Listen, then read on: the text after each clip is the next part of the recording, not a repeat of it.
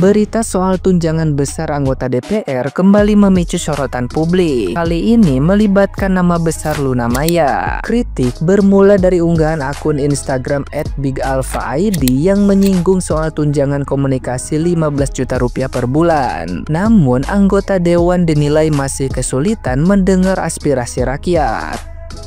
Postingan satir tersebut viral dan segera menarik perhatian Luna Maya. Luna Maya tidak hanya membagikan ulang unggahan tersebut ke akun pribadinya, tapi juga meninggalkan komentar singkat bernuansa sarkasme yang memperlihatkan persetujuan sekaligus sindiran halus terhadap kondisi yang terjadi. Responnya langsung memicu diskusi luas, memperlihatkan bahwa suara publik figur pun kini ikut menyuarakan keresahan masyarakat terhadap isu politik. Komentar Luna Maya itu semakin mempertegas kritik masyarakat atas berbagai fasilitas mewah yang diterima para anggota dewan. Tidak hanya tunjangan komunikasi, publik juga menyoroti tambahan tunjangan rumah dinas yang nilainya mencapai 50 juta rupiah per bulan. Fakta ini membuat kemarahan publik semakin membara, terlebih di tengah kondisi ekonomi rakyat yang masih penuh tantangan. Kehadiran suara Luna Maya menjadi simbol bahwa keresahan ini tidak hanya datang dari kalangan biasa, melainkan juga dari tokoh populer yang ikut merasa prihatin. Sentilan ini memperlihatkan betapa jauhnya jarak antara kebutuhan rakyat dengan kenyamanan para wakilnya di parlemen. Nah, gimana nih menurut netizen yang terhormat? Silahkan berkomentar ya. Kalian tahu nggak tunjangan komunikasi para anggota DPR yang mulia itu 15,5 juta sebulan? Nih, lihat tuh. Lihat kan? Asal kalian tahu ya, nih paket bulanannya XL maksimalnya topnya itu 300 GB, harganya cuma 300.000. Itu sudah unlimited semuanya, nelpon, SMS. Terus paket bulanannya Telkomsel nih ya, itu paling topnya sebulannya 450 GB, harganya cuma 505.000 rupiah. Plus dapat langganan Prime Video lagi. Ada lagi nih paket langganan bulanan IM3. Itu per bulannya maksimal 300 GB ya. Harganya cuma 333.000. Terus dapat langganan TV digital lagi. Jadi yang terhormat, 15 juta itu dipakai buat apa aja sih kalau boleh tahu? Ini beneran aku nggak tahu ya guys. Kalau ada yang tahu, please kasih tahu dong. Kira-kira komunikasinya untuk apa aja sih guys? Terakhir saya cuma mau nanya, itu tunjangan komunikasi sampai berjuta-juta, ngobrol sama siapa sih pak? Ngobrol sama siapa? Pakai WiFi apa? Kayaknya pakai Telkom sama Bayu kagak segitu ah. Sama towernya kali itu ya, masang tower sekalian ya. Aduh, lagian beratus-ratus juta kalau dijadiin beasiswa tuh udah berapa anak pak kuliah gratis pak? Itu ratus juta dari satu orang, satu bulan. Coba bayangin kalau buat biaya kuliah. Aduh, maksud saya gini, terserah deh mau gaji berpuluh-puluh, beratus-ratus, kalau kinerjanya bener nggak apa-apa. Yang dipermasalahin ini bukan angkanya pak, empatinya pak, attitude-nya. Masa gaji naik, jogetnya sampai heboh bener tuh, kayak seneng banget. Malu ih sama rakyatnya tuh bayar rumah sakit ngep-ngepan. Kata saya mah joget-joget nih kalau misalnya aspirasi rakyat didengar. Nah joget itu kan tujuan masuk DPR kan, itu bukan buat gaji kan. Terus juga kalau ditanya apa kayak merasa kagak cukup, gak cukup, kurang. Ini kan jauh. Gimana mau memberantas korupsi kalau apa-apa nggak cukup, kurang mulu rasanya. Yang harus dibenerin kalau berantas korupsi itu mentalnya, jangan kayak mental orang nggak punya. Kita aja orang nggak punya, yang ada dicukup-cukupin. Aduh. APBN boleh defisit, tapi gaji dan tunjangan serta fasilitas anggota dewan itu ya harus yang paling bagus. Soalnya kalau nanti fasilitas dan tunjangannya tidak dinaikkan, pemerintah akan diengel-engel ketika mengajukan undang-undang, memberikan pertanggungjawaban.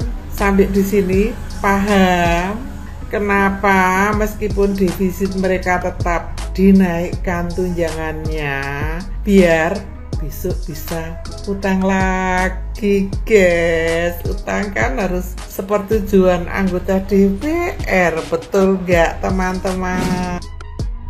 Guys, kita tahu semua masyarakat Indonesia lagi kecewa banget sama MPR DPR ya, karena adanya kenaikan gaji yang signifikan di era yang sedang susah ini, dan alasan di belakangnya kenapa dinaikkan gajinya juga nggak jelas. Ternyata banyak sekali yang menyuarakan untuk bubarkan MPR DPR gitu ya.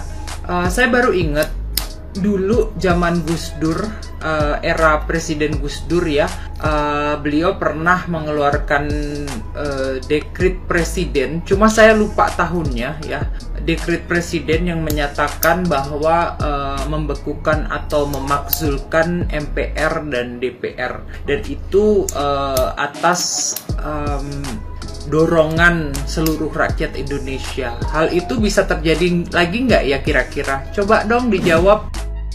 Penghasilan DPR tembus 100 juta per bulan, gokil. Ini tuh diprotes dan dipertanyakan sama banyak orang, sesimpel ya karena fungsi mereka tuh nggak jalan. Kami ngelihat DPR sekarang sebagai fasilitator untuk kepentingan eksekutif aja, udah. Bukan kepentingan rakyat, bukan perwakilan kami. Presiden mau ada dan antara, RUU BUMN prosesnya cepat. TNI mau masuk eksekutif, RUU TNI dari mulai draft terakhir sampai pengesahan prosesnya ngebut. Giliran RUU perampasan aset, masyarakat adat, PPRT yang udah diminta sama rakyat selama bertahun-tahun, dari demo ke demo, nggak ada titik cerahnya. Kemarin deh di RAPBN 2026 alokasi anggaran untuk guru dan dosen kan dipangkas banyak ya. Di tahun 2024 aja 244 triliun, masa di tahun 2026 178 triliun? Hilang 66 triliun, tapi anggota DPR gak ada tuh yang protes secara keras. Gak ada yang mewakili guru, gak ada yang peduli sama kesejahteraan guru. Ini kalau DPR berfungsi ya, orang-orang tuh gak perlu repot-repot demo, ngibarin bendera One Piece, atau bikin pergerakan di luar sistem lainnya. Karena aspirasi mereka itu udah diwakilin sama orang-orang yang ada di dalam sistem. Anggota DPR dapat tunjangan bensin 7 juta dan tunjangan beras 12 juta rupiah per bulan. Wow, gila kan? Itu ada kenaikan. Jadi dulu tuh katanya bensin tuh tunjangannya sekitar 4-5 juta per bulan. Beras kalau nggak salah 7 juta atau berapa gitu. Maksud gue lu sebulan makan sebanyak apa sih sampai tunjangan beras 12 juta? Ini bener-bener nggak masuk akal ya buat gue. Ke dasar dikasih 12 juta tuh untuk ngasih makan berapa orang? Bukan cuman itu, anggota DPR juga dapat tunjangan rumah 50 juta rupiah per bulan. Jadi kalau di total-total tuh mereka sebulannya tuh bisa dapat 100 jutaan. Ini ya, maksud gue rumah gue nih di deket komplek anggota DPR. Dan itu rumah ada banyak banget, sekitar berapa ratus rumah. Nah kalau di periode ini mereka nggak dapat rumah dinas, nah itu rumah-rumah yang sekarang tuh dikemanain, diapain gitu, terbengkalai apa gimana. Untuk pengganti rumah dinas mereka dapat tunjangan 50 juta per bulan. Gila, itu setahun kalau gue itu 600 juta dikali 5 tahun mereka menjabat itu 3 miliar rupiah untuk satu orang. Gila kan, pengganti rumah dinas 50 juta per bulan itu menurut gue kemahalan banget. Karena untuk sewa rumah di daerah kayak Pancoran gitu, ini sebulan 50 juta tuh kemahalan deh. Di saat tunjangan-tunjangan anggota DPR tuh dinaikin, iuran BPJS Kesehatan itu direncanakan akan ada kenaikan di tahun 2026. Ironis ya, masyarakat dinaikin semuanya, pajak dinaikin, apa-apa dinaikin, gaji guru nggak dinaikin, malah dibilang beban. Sedangkan anggota DPR-nya dikasih fasilitas dan tunjangan yang menurut gue tuh terlalu mewah dan yang nggak perlu. Di saat katanya pemerintahan ini lagi efisiensi, dari mana efisiensinya? Yang ada rakyat dicekik, tapi pejabat-pejabatnya santai-santai aja. Menurut kalian gimana? Coba komen.